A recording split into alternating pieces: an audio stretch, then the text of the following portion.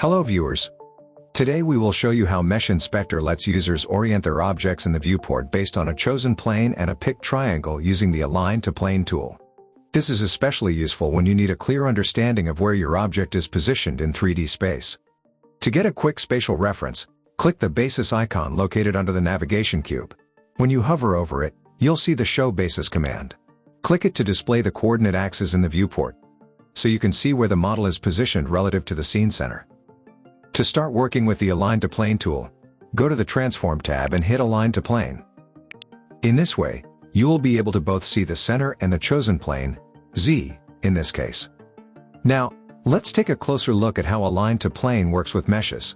When this tool is active, clicking on a triangle moves the picked triangle to the global center.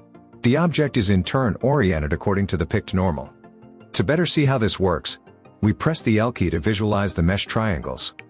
Now, we can pick a few larger triangles and clearly see how the gear wheel is moved to the global center and aligned with the Z-plane. Now, we can repeat the same operation with the Y-plane.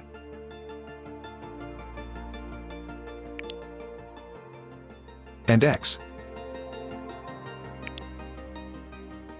In addition to Align to Plane, MeshInspector also features the 3-2-1 Align tool, which provides more advanced orientation using X, Y, and XZ planes and a defined 0 point.